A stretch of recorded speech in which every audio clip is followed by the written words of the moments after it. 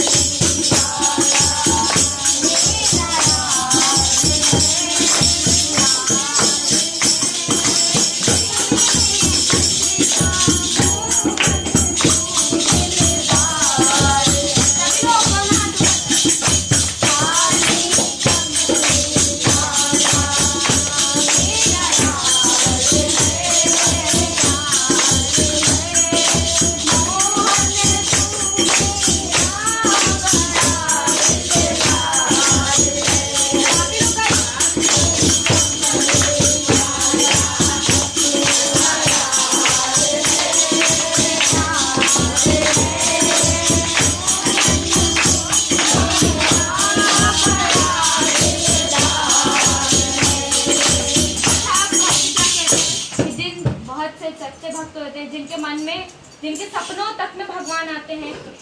तो क्या कहता है, सपने में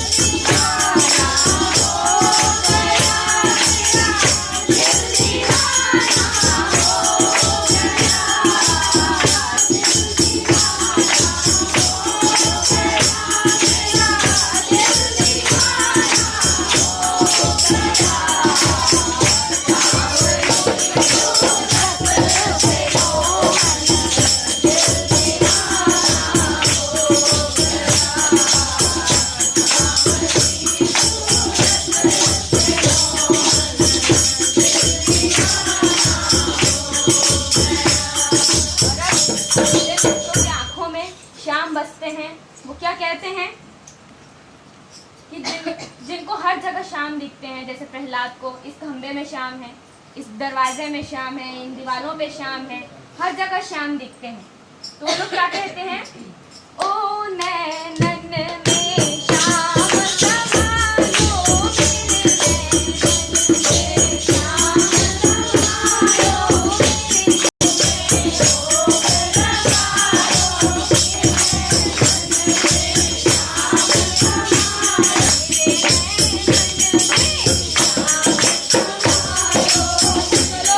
भगवान के दीवाने हो जाते हैं।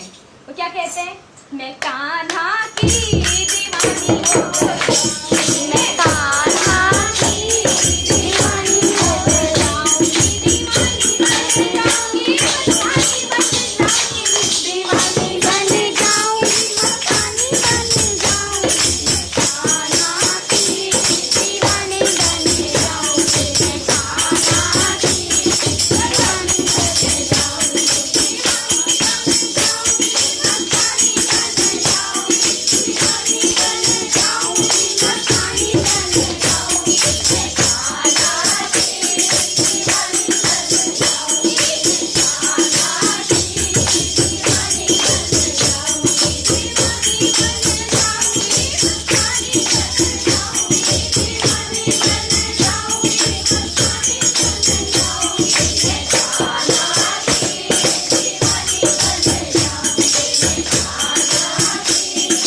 दीवानी बन जाऊंगी। भक्त क्या कहते हैं कि अब भगवान भक्तों के लिए कितने रूप धारण करते हैं। भगवान ने सुअर का, मछली का, सबका रूप धारण किया है। तो भक्त भी भगवान के लिए एक रूप धारण करना चाहता है। और कृष्ण भगवान जमुना नहाते हैं ना, तो भक्त क्या बोलते हैं, सभी लोग गाइएगा, कान्हा मेरो जमुना नहावे, कान्हा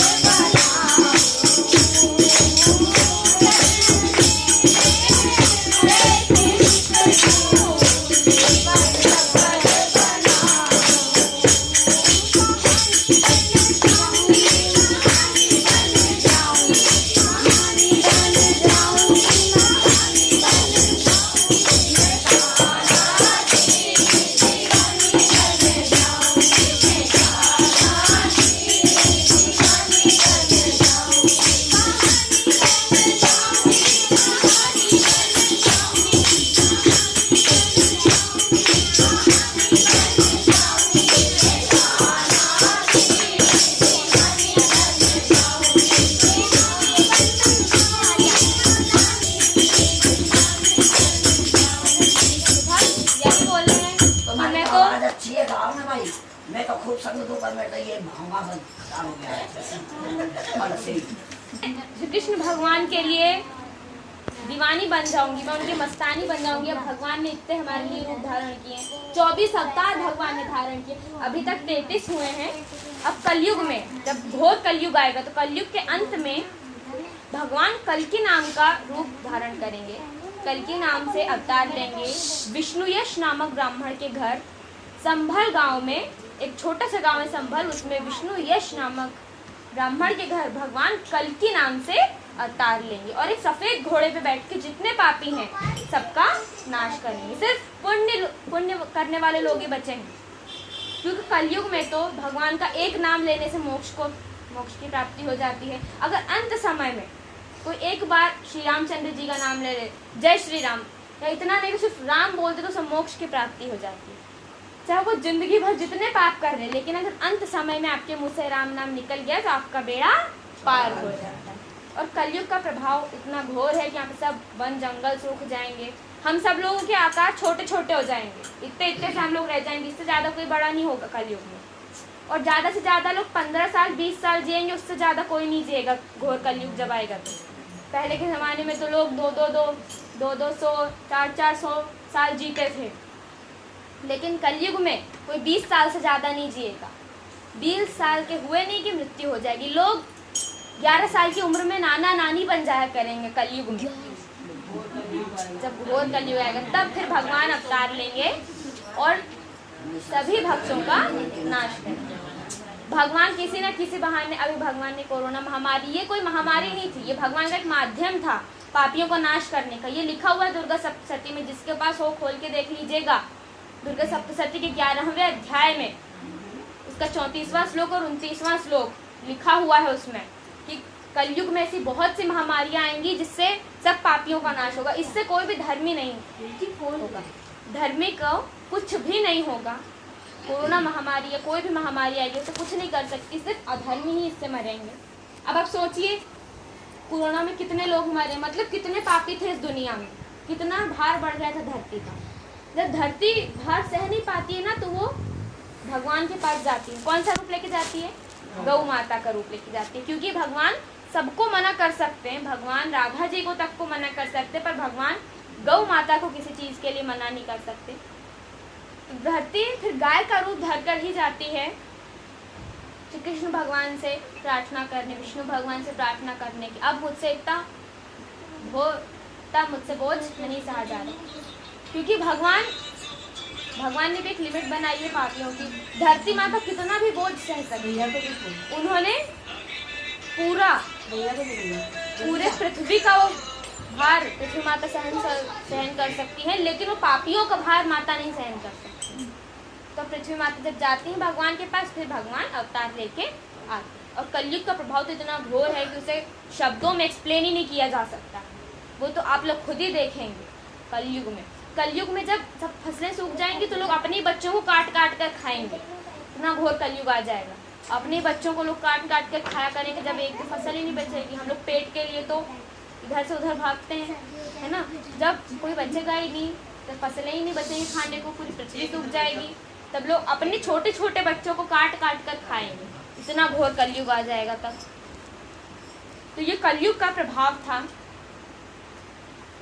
अब ये कोरोना महामारी जो आई है, तो जब बहुत भयंकर कोरोना महामारी थी, जब हम सब लोग अंदर डर के मारे छुपे बैठे हुए थे बंद, जब बहुत प्रभाव था इस कलयुग का, जब नया नया आया था ये, तब हमको लगता था कि कहाँ से ये महामारी आ गई, लेकिन हमारे कर्मों के कारण ही आई है। हम ही लोगों ने इतने पाप किए हैं तभी आई है कोरोना महामारी। अच्छा, तो तब मैंने अपने मन से एक स्वरचित भजन लिखा था, तो हम सभी लोग गाएंगे साथ में। क्या अब ये माता जी का ही है, हम सब लोग मैया जी से प्रार्थना करेंगे कि अब इस कोरोना को दूर करो। अब जितने पापियों का नाश करना था सब हो गया है, अब आप इस कोरोना को दूर करो। तो अब हम क्या गाएंगे कि कोरोना में क्योंकि पैसा रुपया कुछ नहीं काम आता, चाहे आप जितने लाखों करोड़पति हो, आप जितने, तब सिर्फ दुआ ही काम आती है। तब आप चाहे जितने लाखों की दवा करवा लो, अगर आपको नहीं बचना लिखा है तो नहीं बचोगे। और अगर आप भगवान की भक्ति करते हो तो आपकी अगर अल्पायु भी लिखे तो वो भी दीर्घायु में बदल जाती है। तब हम सब उसी का एक भजन गाएंगे।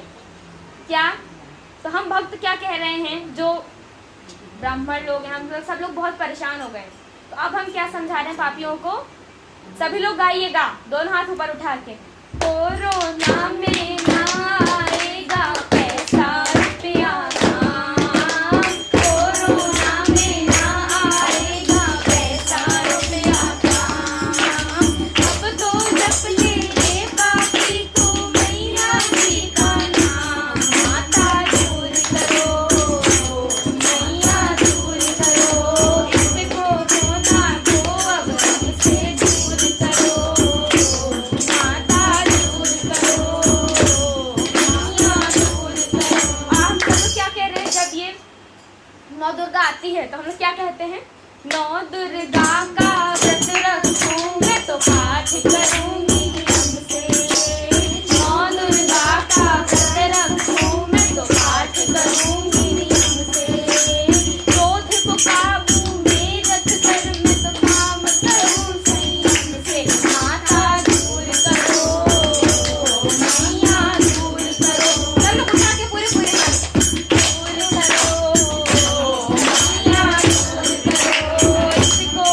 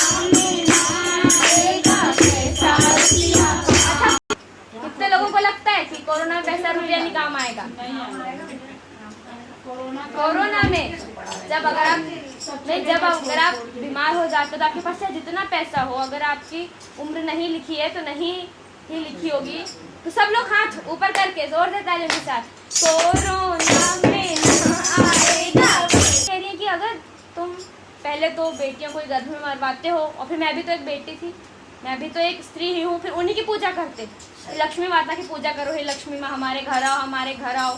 घर आती लक्ष्मी को तो मरवा रहे हो और फिर माता को फिर बुला रहे हो, क्या करें माता? सरस्वती माता को बुलाते हो, भगवान हमारे बच्चों को सद्बुद्धि देना, हम विद्वान हो जाएं। जब आ रही है सरस्वती माता तब तो उनको मरवा रहे हो, क्या करें माता? इसमें माता भेजती तो है, तुम आने ही नहीं दे रहे।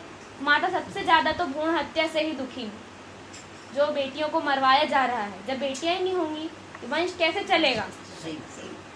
हमें बेटियों को, स्त्रियों को तो पर्वत की नोक पे बिठा के रखना चाहिए, उनके बिना तो ये संसार ही नहीं। जब बेटियां नहीं है तो संसार नहीं है, बच्चे कहाँ से होंगे?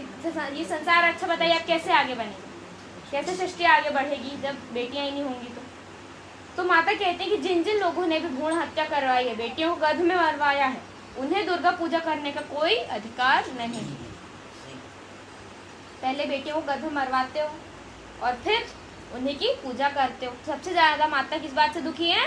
भ्रूण हत्या से, कि बेटियों को गर्भ में बिल्कुल नहीं मरवाना चाहिए, कभी नहीं मरवाना चाहिए, उससे आप ही को पाप लगेगा, सबसे ज्यादा पाप आप ही को लगेगा। एक बेटी को मरवाना ना 100 लोगों को मरवाने के बराबर होता है। 100 ब्रह्म हत्या का पाप आपके सर पे लगता है अगर आप एक बेटे को मरवाते हैं तो हमें कभी भी ऐसा बेटियों के साथ में नहीं करना चाहिए। माता सबसे ज़्यादा इसी बात से दुखी है, तभी ये कोरोना आया है। हम लोग ऐसे कार्य नहीं करते, ऐसे कार्य नहीं करते, फिर कोरोना आता ही नहीं, हमें आज ये सब भुगतना ही नहीं पड़ता।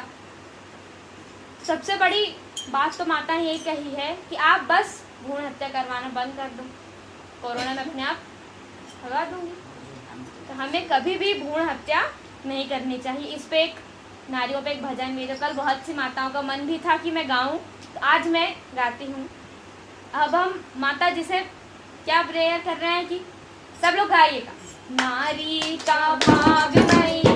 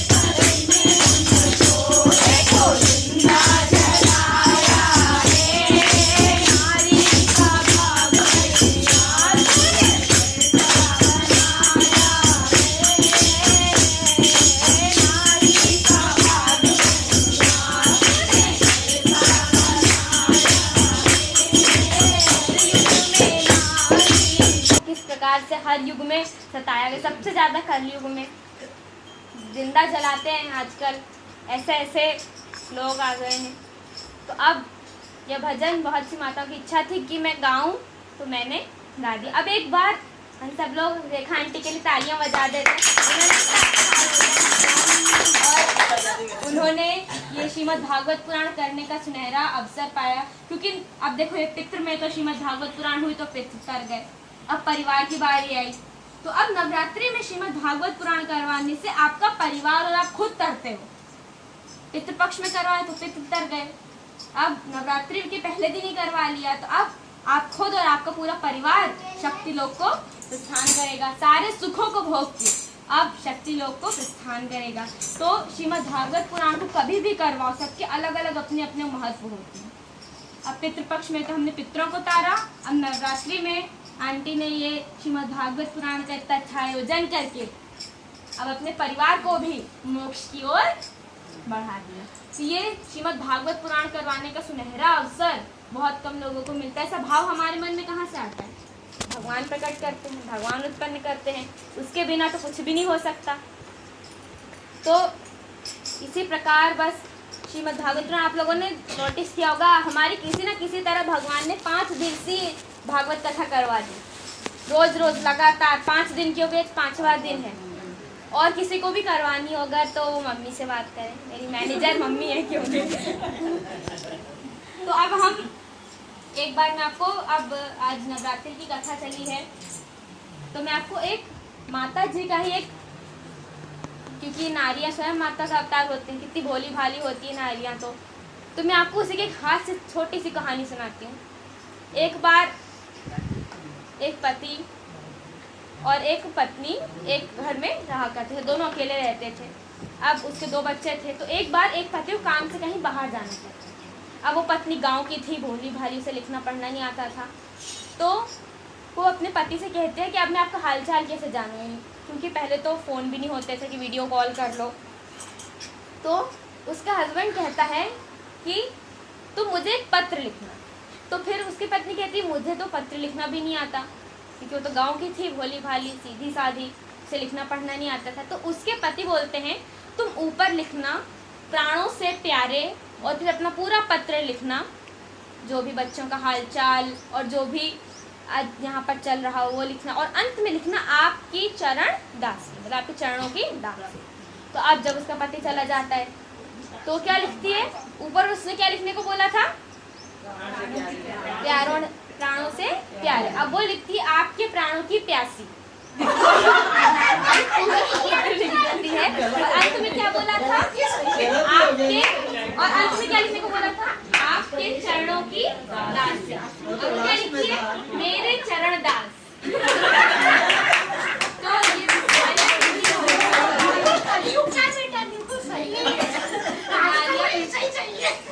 भोली भाली होती है, नहीं समझ आता। ये आपकी छोटी सी, क्योंकि बहुत दिनों से कोई हंसी वाली ही कहानी हुई थी।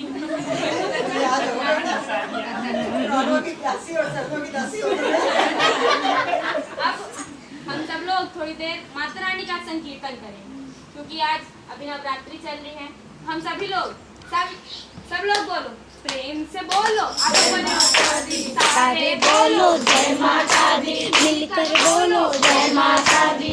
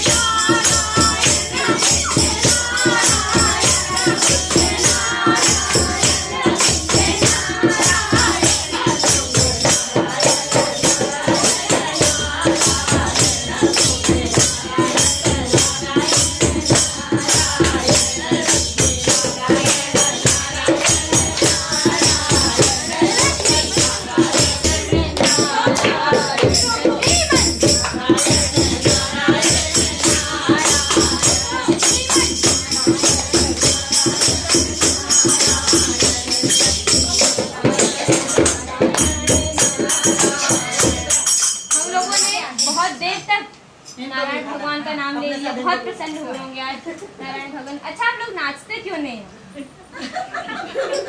इधर 2-4 लोग नाचते थे, सब लोग बैठे हैं। यहाँ पे मैंने कल भी बोला था, नहीं ये बात मैंने कल भी बोली थी, यहाँ पे भगवान के दरबार में अगर नाच लेंगे तो संसारिक चक्र में नहीं नाचना पड़ेगा फिर। और खूब ताली बजाइएगा, खूब ताली